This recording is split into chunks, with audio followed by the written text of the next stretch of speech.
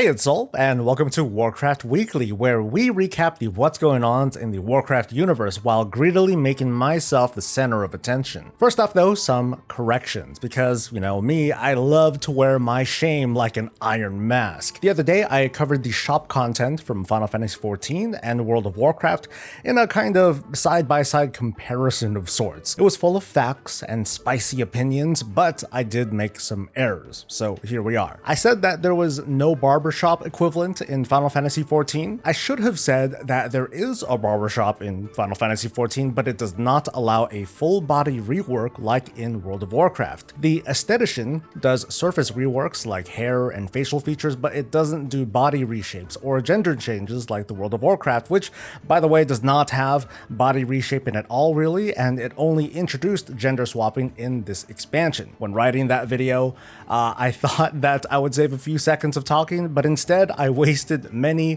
of yours, and I apologize. You can transfer multiple characters with a single paid transfer in Final Fantasy XIV. It's written out there, but I missed it. Thank you, website. The best way to notice is that when you actually have more than one character, which I didn't have, when you have more than one character on a realm to transfer from, then you can toggle the number of characters to move. So if you want to move like your stable of different races, you're good to go. I'm gonna have a bit more to say on that particular video, and I'll tuck that towards the back so you can use the navigation bar to get where you want to go. And well, let's get to what's good in the World of Warcraft. That is what seems a little bit weird, because let's talk about some hotfixes that went down this week. Death gates or teleporters have been added to the Sanctum of Domination raid, thank goodness. And finally, I wasn't able to test this out too extensively, but basically at the entrance of the raid you can take a death gate to skip to areas where there are more death gates. My guess is that these were meant to be in place at the start, but were pushed back because of, I don't know, other pressing issues that we'll probably never ever hear about. Some players reported that they destroyed their own domination shards because they replaced one shard with another, like whoops. Okay, kind of a whoops on Blizzard too, but now these shards can no longer be destroyed by that method.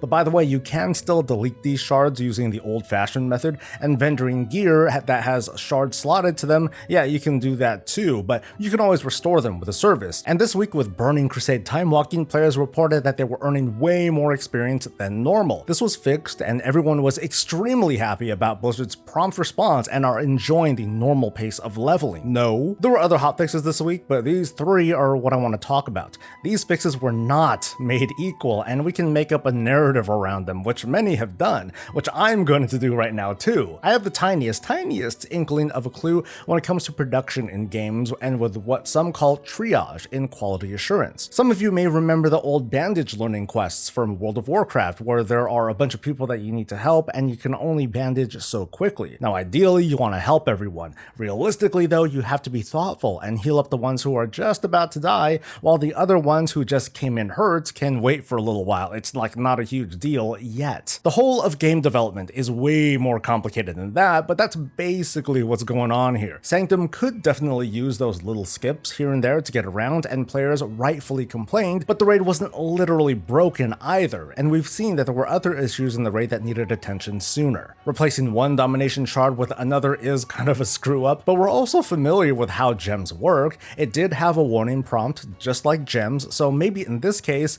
maybe they thought it was okay to leave it be for now until it became a problem, and then it became a problem. Finally, the experience buff from time walking was a bug that, if left to spread, would do a lot to influence player behavior in a good way in my opinion, but I suppose by principle it was an unintended thing and needed a fix. I would have preferred that if Blizzard were to just be like, screw it, it's a feature now, and just let people enjoy a week of engagement with tons and tons of leveling alts. The little lesson to learn here is that there are decisions to make when juggling tasks between fixing bugs and hopefully developing new content. There's a universe of priorities that a handful of producers need to juggle. And there are some takeaways here. First is that it would sound like a lot of fun to have supercharged XP events and the like, because come on, it's a video game, lighten up guys. And while I am a forgiving little shill, this puts the WoW team in a not so great light. I know you're dealing with an internal cultural upheaval, Blizz, but where are my raid teleports? Okay, not the best take, but it's easy enough to see that thanks to Blizzard's ability to produce hotfixes, which I am grateful for, it's easy for them to take take advantage of that too and create this kind of production gulf where they don't necessarily have to say this patch is ready because it's done, but more like this patch is ready enough to ship. It's unfortunate, but actually we see this all the time whenever you get a new game, but you also, when you pop it in, when you also download a day zero patch, as they call it. You too can experiment with this at home, especially on a console game with a physical copy. All you have to do is disconnect the console from the internet, pop in the disc, and then try to play the game. I guarantee you that, assuming that it's not an online-only game, the game will be functional, but it'll likely play slightly differently, as in worse. The game on the disc is the game that stakeholders allowed to be released. The Day Zero patch, among other things, is everything that QA caught that these stakeholders decided, it could wait until it launched. Because you got to consider the final masters, production, printing stuff, getting everything out to store shelves, and then finally selling it. So what am I trying to say here? That for the sake of a patch release, the WoW team is likely to meet the absolute minimum requirement to reach that launch date, knowing that they can hotfix their way to victory later. If you didn't know this already, you probably felt this in some way, shape, or form. And you know what influences that sort of behavior? I mentioned their ability to hotfix, but it's also pressure, starting from certain gamers who demand that they hit that street date or there's gonna be hell to pay. And then there's pressure from investors and stakeholders who might not care one bit about the game itself, but they do care about that sweet, sweet money. It makes you long for the good old days, right? When we would just let Blizzard take their time to release their games when they're done. Done with treating women like objects. You see how our old perceptions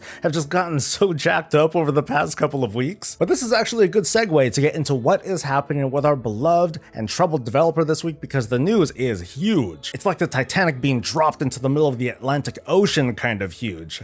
The top HR executive over at Blizzard is out for what I'm guessing is absolutely gross mismanagement of how employees were treated. J. Allen Brack, now former president of Blizzard Entertainment, has been G-kicked to practically no one's surprise for his involvement/non-involvement with internal troubles over the studio. He's being replaced by a pair of leaders, Jen O'Neill and Mike Ybarra. Jen was the former head of Vicarious Visions, a studio under Activision proper, for many years until she took up an executive role. So while she's kind of an Activision insider, she's also got the know-how of running a studio. Mike Ybarra is an engineer who worked his way up in the industry for well over a decade, but probably most notably, he is pretty good at Mythic Plus. Maybe we'll hear a story from him knocking on the dev's door to have a sit-down over conduit energy and how it inconveniences him, guys. Some have said that replacing one person with two is just a token gesture, that having a woman being one half of it is a token gesture. One is gonna be a figurehead while the other is the actual lead.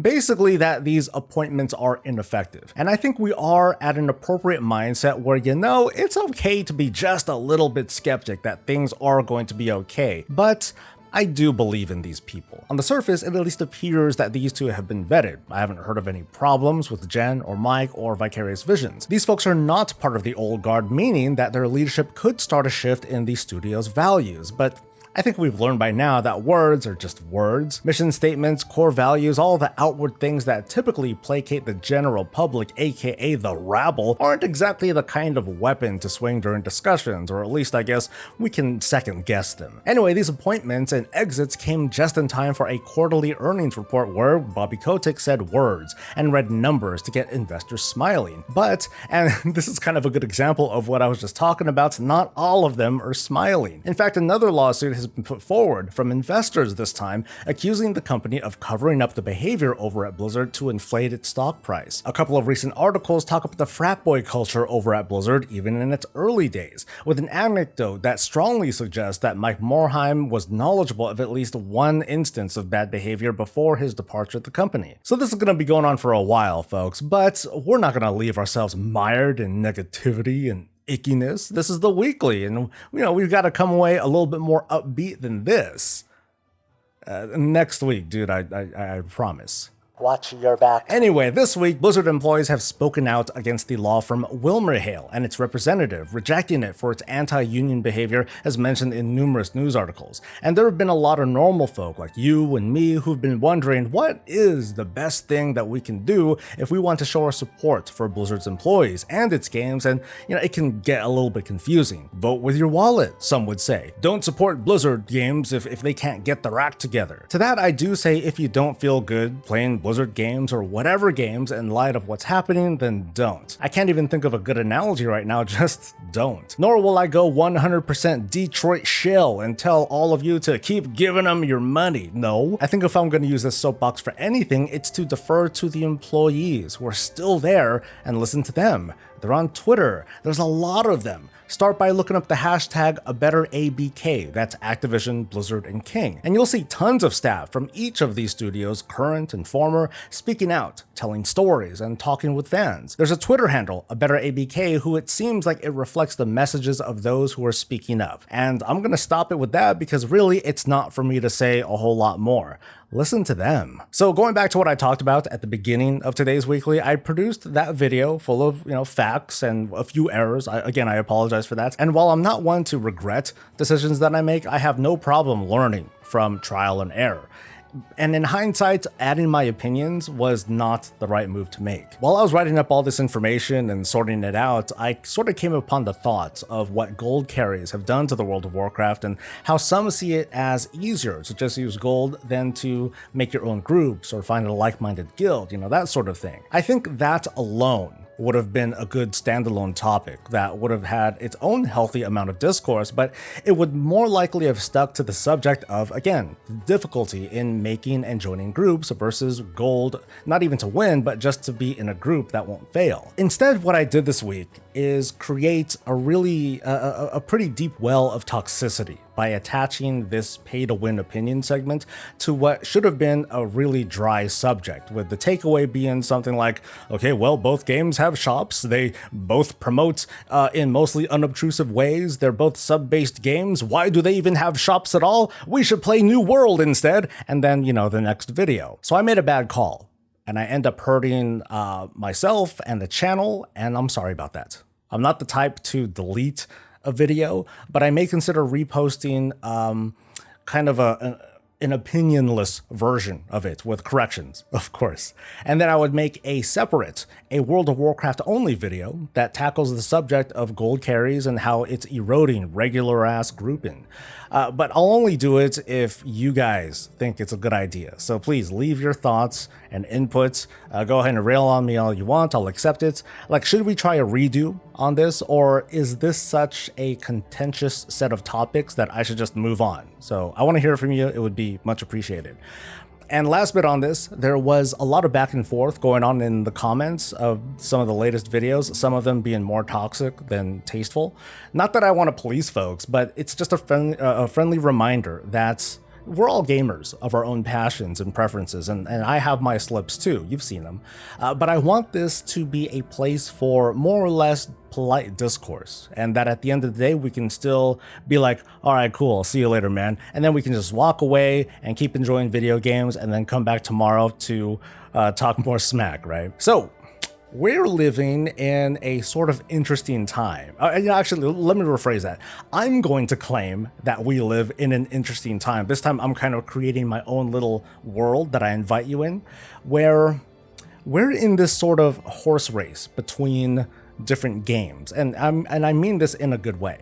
Now, some of you might be in denial over it, but after taking the time to sit down and play and discover the kind of player that I want to be in Final Fantasy XIV, I'm having a pretty good time. That's the journey that I walked, and this is where I am right now. So, and also a big thanks to the person on Twitch who told me that I can make an all-in-one bag. So now everyone can see it. Just look at it. There it is, man. Anyway, just the other week, I tried out New World for a full day in the beta. I gave it its fair shot. And to be honest, while I'm definitely challenged to enjoy the way that their combat works, I do like the accessibility and the openness. So it seems like it'll be a pretty decent buy-to-play game with a lot of potential that we hope isn't going to be funneled into the in-game shop. Meanwhile, Ashes of Creation, it's a game that comes to mind, but it hasn't quite hit my social media radar. I think that their Alpha 1 is about to end, and maybe I'll get an opportunity to check out the Alpha 2 whenever that's scheduled, or if I'm lucky enough to get invited. What I'm trying to say is that I'm seeing a bunch of these games that I line up sort of evenly, and I want to play them. And this sounds weird, but I'm finally asking myself, what's really stopping me from really diving in and playing them? Is it like some form of tribalism or fandom or loyalty to the World of Warcraft? And no, it's not. Nothing is stopping me except me. And time, time, the enemy of gamers. World of Warcraft is my main game, and frankly, I don't care if it's the number 1 or 2 or number 20th MMO. I had a small guild back in 2007, and 14 years later, same guild, still small. but I'm not just your fair weather fan. At the same time, there's always downtime, and since I don't have interest in alts in World of Warcraft, maybe I can find some new adventures elsewhere between raid nights and farming days, or when my fam needs a hand. I think I've reached this kind of sort of half epiphany. Not so different from it's not so different from how I can separate myself from being a tester / commentator and a player. I think that I can shift gears and just be an innocent player of a new game or an MMO without that World of Warcraft bias hanging over my head. I think I just need to fully pull that switch. Know what I mean? But I utterly failed. I totally failed at that with my initial kind of interactions with Final Fantasy XIV. But you know me, I love a good redemption story. So like, is this what it's like when someone is tempted to go variety, variety streaming or whatever? I don't know, but in the wake of this feeling of learning lessons and trying to grow from it, I think I'm gonna give it a shot. Checking out new games that I'm interested in while, of course, supporting my World of Warcraft family. But I could really use your help with your thoughts and input, but also I invite you to take this journey with me because this is gonna be kind of scary. The change isn't gonna happen overnight. And if or when a WoW PTR comes up, I'm gonna drop almost everything. I'm always interested in those, and I'm gonna wanna cover and check those things out. And I think that's the show. Dipping my toe into variety videos and streams or whatever is one thing, but you may have noticed that I've also tried something a little bit new this week too. On each of my stream days, I take the first half hour to an hour or so to just sit down like this and chat, shoot the breeze, so to speak, with viewers who come by our Twitch channel. And we're really modest. I only get a few hundred folks total coming in to drop by throughout the day to say hi or hang out for the whole thing maybe, but since I stream in the morning only a few days out of the week, not a lot of people get to tune in to just, come in and chat. So for now, I'm gonna upload these chats onto YouTube. So at most 3 of these a week. Hopefully you'll forgive me. You'll forgive me with the traffic. It's like a crappy podcast or a radio show to just have on your second screen. And I want your input on this too. What do you like or not like? Does it sound okay? Is the chat too small to read, or do they bother you? Or where's Bob? Go away. Should it be more organized? Or hey, what ideas do you have that could make it cooler? I want to hear it all. The good, the bad, the cursed, all of it. Because I do very much enjoy talking with you all. Not just at you, but with you and sharing my thoughts. I love giving my opinions, the good and bad ones alike, because I strongly believe that the sharing of different ideas is more fulfilling, even if cultivating an echo chamber is arguably more financially fulfilling. So you see, I told you we'd be wrapping things up on a bit of a more excited and brighter note, which is a good time to give thanks to the Twitch subscribers, especially the early folk who help power our semi-daily show, Coffee with me, with Soul. To Carol, a big thanks. She's our newest patron. A big welcome to you, and thanks to the patrons and to you folks at home and elsewhere who have watched me grow and make mistakes, and hopefully you'll stick around to watch me grow and make more mistakes. I'll see you Monday for the weekly reminders, and until then, everyone, take care, stay safe, stay healthy, and stay breezy.